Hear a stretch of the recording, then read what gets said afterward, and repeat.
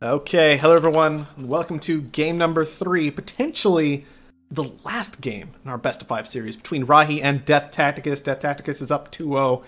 From here on out, he'll just be looking to close it out, and Rhahi's got a pretty large hill to climb up if she wants to be the winner of this series. PB is still here with us, and speaking of series... Still having fun. That's good, that's good. I'm still having fun too. There's more uranium combos over here. Steel is starting pricey. There is a scavenger available though, so I imagine DT is going to take that one. We'll see what he ends up doing. Wait for the Rhahi found on the. Although underground nukes. Probably, I'd imagine robotic, right? I mean, I always like robotic on series, especially because prices can go a little nuts, get completely out of control, and so not having to deal with debt is certainly nice. Power starting cheap, life support starting expensive. And debt is an issue on series for sure. Let's see. Nomads are technically available, but don't look particularly playable to me. Yeah, I'm trying to see. Situation's just nasty. Yeah, there's also, I don't think, any salt on this particular map, which can also change up the equation sometimes. Rhahi is going to end up as our scavenger. That's not where I was expecting that to be. No, not at all. Low carbons instead of the mediums. Yeah, I'm quite worried about how that's going to play with nukes this game. She's only got 5 carbon tiles to work with there. So nuking that out seems quite viable this game. We'll have to see how it ends up panning out. DT, meanwhile, founds in the aluminum iron field. Or not aluminum iron, uranium iron, but still. Relatively slow expand for him, though, because he's got to make a lot of steel, and it's expensive. He absolutely has to make a lot of steel. But founding second, Rhahi is not going to have access to black market to really cause much trouble with this for a very long time. First. Yeah, Rhahi did found first, precisely. Yeah, okay. So he should be safe. He should be safe for a while. He shouldn't have to worry about a power surge ripping through before he can manage to get up an HQ level. Fair enough. All right, grabs an extra claim right away. Wonder what we're going to see out of that. Is that aluminum? Yeah. Just an aluminum claim. That's fair. That's fine. He did get to buy, or at least somewhat. He has his 80 aluminum, so... Yeah. He's got his 80. Well, I mean, it's just an extra claim. You know, if you're expecting the game to go long, this is series, and so on average, on series, a claim tends to be more valuable than on your other maps, and especially Mars, so... I'm not really too surprised by it. It does delay his upgrade just a little bit, but he's still going to get there. Be able to set up some iron and some split steel, I'd imagine. Oh, we're actually going to split iron and split steel. Fair enough. He's definitely Can't curious decide on where to put all those buildings. Yeah, I think the ice is what... Yeah, sense. the ice is what was tripping him up, because he was like, I really want to use this ice, and I want to like keep my stuff spread out a little bit. Didn't want to put his steel that close to the iron, but without EMPs sitting around, not really that big a deal. Rhahi, meanwhile, just powering on ahead to HQ3, that cheap glass and easy to access carbon, certainly paying off right now. A little concerned about this farm placement, though. I don't really like it too much. Yeah, it seems a little bit vulnerable to power surges and so forth. Yeah, I mean, just trying to use your aluminum for that and then having to expand back into the aluminum, this is extremely vulnerable to a power surge, I would say. Not a pleasant spot to be in at all, and it's a very heavy commitment into food for this stage of the game. Yeah, and DT has the money. If he wants to smack it, he can. Yeah, but he's building this nuclear plant. That's kind of pricey. He's probably want to give it a friend soon. That's also going to be pricey. And most of the rest of what he's got grabbed up is glass right now, so I guess we'll see what happens, but I'm not too surprised he hasn't gotten aggressive just yet. He has picked up 2 claims so far to Rhahi's 0. So he's like 4 claims ahead once he gets to HQ3. That's, ugh. And not too many claims behind right now. 4 or 5? Something like that. I don't know. Anyway. Yeah, not too many claims behind right now, exactly. But he is doing this thing where he is using the nuclear plant to now churn through debt since he just got this auction. And it's not covering his power price anyway, so it's just kind of, it's an almost dead building right now. It's going to need a friend someday. Rhahi is making a lot of money with these farms.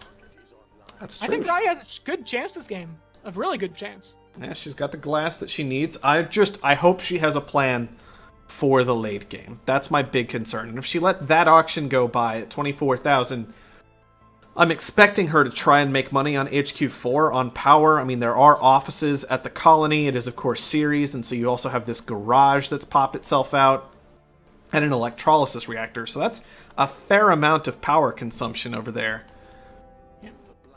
We'll have to see how she works with it. What is full expansion happening ahead, over but here? basically even on claims. What is this nonsense, DT?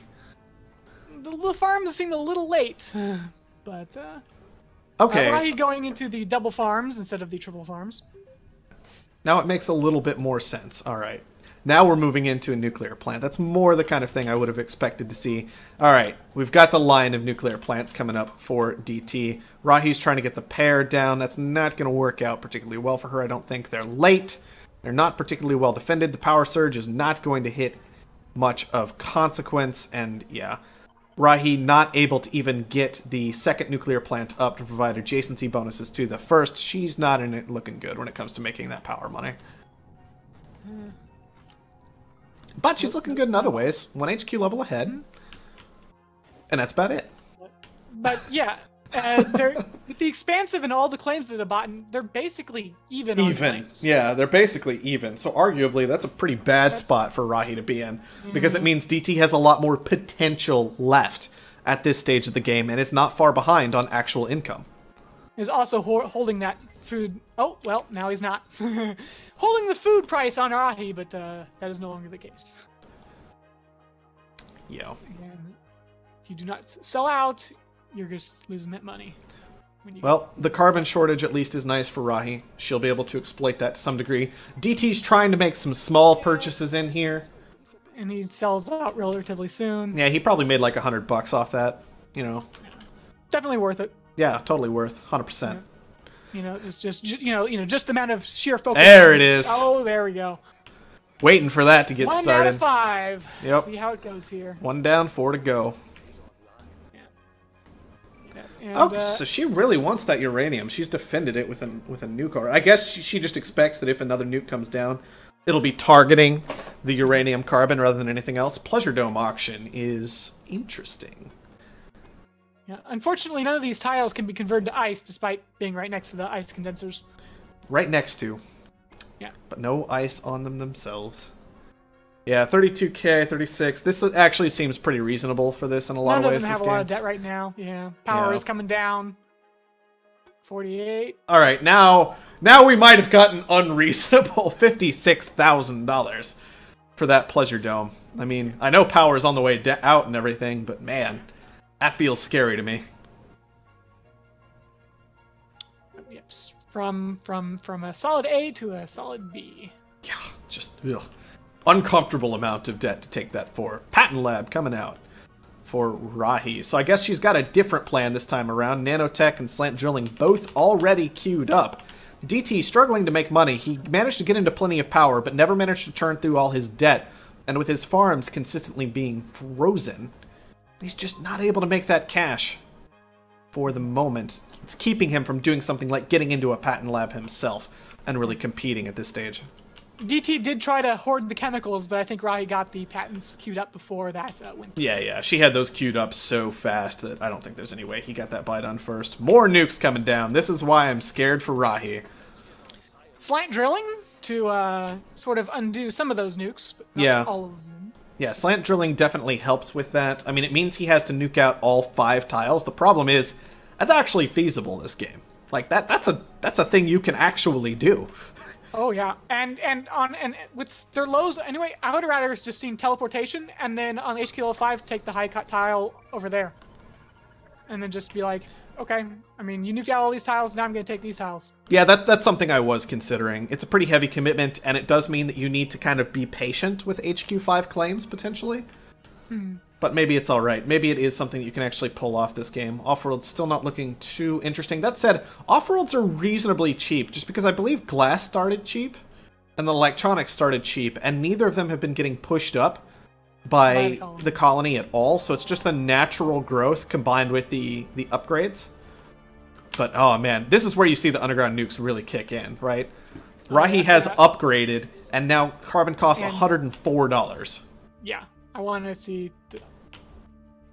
But Slant Drilling, indeed. But DT doesn't quite know that yet. But There it is. Yeah, there. And Nanotech also, of course, helps with this problem. It makes sure that you can continue to make those rotations, and you're going to be all right moving forward. I'm a little bit concerned about Rhahi's water situation. Yeah, it's kind of interesting. She's got both water pumps and solar condensers active for the time being. I always like water pumps as the scavenger, of course, because you don't have to deal with the diminishing resources. And local authorities are feeling generous this game. Apparently. Let's see. I always like it when local authorities are feeling generous. It's one of the more pleasant random events that can occur. Yeah. It does, you know, sort of keep prices down, if you will, because, well, with lots of extra claims, you have lots of extra reduction, and prices don't quite get as high. Just both Fair. bribes and claims on market and expansive prices do seem lower than I'm used to on series.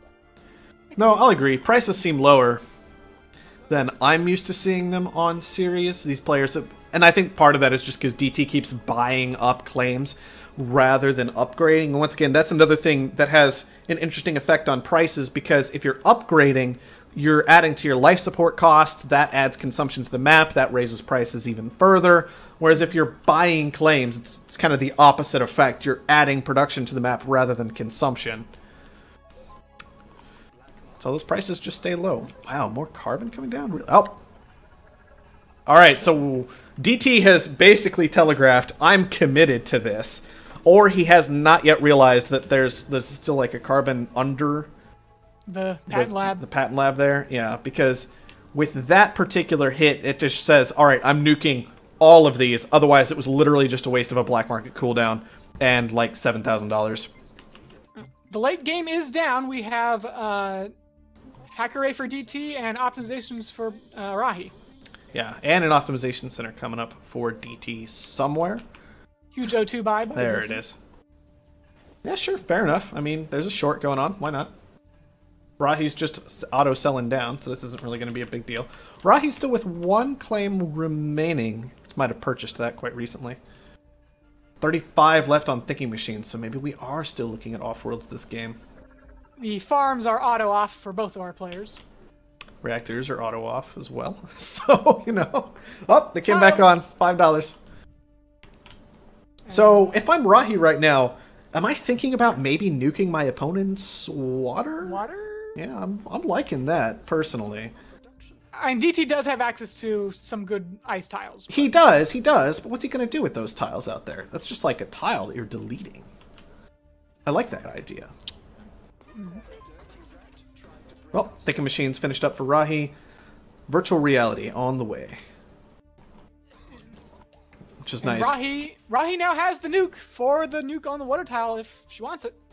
Now, Since DT tried to nuke out the patent lab. Oh, did he? Alright, well, yep.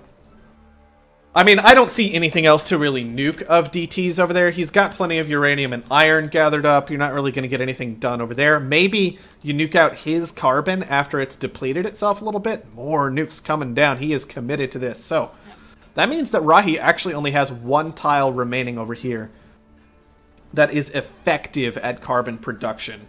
And it's a metal mine right now. No, there's the metal mine and the glass kiln. The glass kiln would work too. Oh, the glass kiln would work too. That's correct. But still, they're not making carbon at the moment, and that feels like the key there, the trick. Nanotech potentially going to play a huge role. All 5 of these tiles doing nothing. Yeah. Also, oh man, DT is such a cash lead right now. This is just all his claims really kicking in pretty hard. He had a huge amount of water production going for a while there. He made sure to secure plenty of carbon while Rhahi was getting nuked out. He made sure to secure silicon. He's just got everything. He's got all the stuff in the way that expansives are wont to do. The 5th nuke has dropped. Which is actually the 6th nuke. Just saying. He had to nuke 6 times to get all that done. Because one of them bounced. Actually, I think he might have used the circuit overload to clear the patent lab. You're probably right. While neither of us were paying attention. I just chose to trust you. I'm sorry, that's a bad idea there. Yeah, well, I guess I'll probably not actually learn my lesson. DT, once again, we're seeing off-world overtures by both of these players based on the resources that they're choosing to hold for the time being, so we are potentially going to have one of those games. Nowhere near as profitable this time around, though. I'm wondering if the optimizations are going to be enough to kind of like hang on and hold through. Cash is pretty similar. And goons are still very cheap, as well as power surges. Yeah, and if I'm Rhahi, man, I really don't want to see an Offworld game at this point. I mean, nanotech is great and all, but if we go and we look, that Offworld is going to cost $120,000 because of carbon, right? When you don't have that significant carbon stockpile, that price can go nuts very quickly. And Rhahi, unfortunately, in a really bad spot when it comes to carbon production. She's going to try and start fixing it. Yeah, Mutini's on the carbon, putting down a carbon tile. So... yeah, unfortunately for her, because DT got a hold of the high carbon tile, it will continue to diminish this game. So I don't even know if this is the direction you want to go with this, or if you would instead want to simply slant drill the medium that's going to stay there for the remainder of the game unless it also were to get nuked. The advantage of being over here is you're far more resistant to any more follow-up nukes that DT could throw at you, because that's still entirely feasible. Nuke's only at 25,000 for him. Getting two more of those done, pretty easy. Yeah, and she still didn't... like get teleportation, so this, you know, the fuel costs are getting a little high for both these players actually. Yeah, I don't know if I can agree with the decision to scrap out of the patent lab before teleportation, and maybe even liquid batteries was picked up this game. She did have some ice that she was relying on, but the slant drill water is probably fine. But realistically, teleportation almost certainly should have happened, and if you're looking at an off-world game, transparent aluminum almost certainly should have happened as well. I mean, it's not near as good, but it's still real strong to use 100 aluminum instead of 100 glass. No one bids on the auction. All right, fair enough. Well, I mean, I guess so. And if I didn't want teleportation, why would you want nuclear engines, huh? Oxygen is the launch, so the idea is that I guess fuel is going to be cheap anyway. I mean, that's an argument you can make. But, I mean, there are other shipments, right? The shipments were all so low that, like, none of them are going to stick around for all that long. And realistically, chems could be a surprisingly valuable shipment if you chose to kind of play with that market. And you could potentially overproduce chems, hack chems up, and launch chems all at the same time. Kind of mess with your opponent that way while they're still trying to optimize things, and it gets complicated. Now, what's not complicated is 2 off-worlds, generally better than 1. Well, Rhahi's getting a second too. And they're also undefended. But, yeah, that's the thing to me. There are holograms available. There are power surges available. Goons are only 16.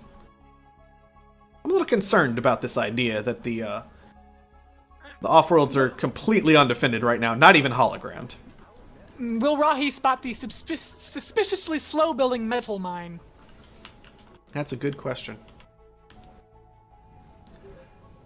Somehow, I don't know if it matters. DT just has a massive cash lead once again. And he's actually doing the whole sitting in chems right now thing. And I don't know what he's launching. It looks like it's still water for the time being.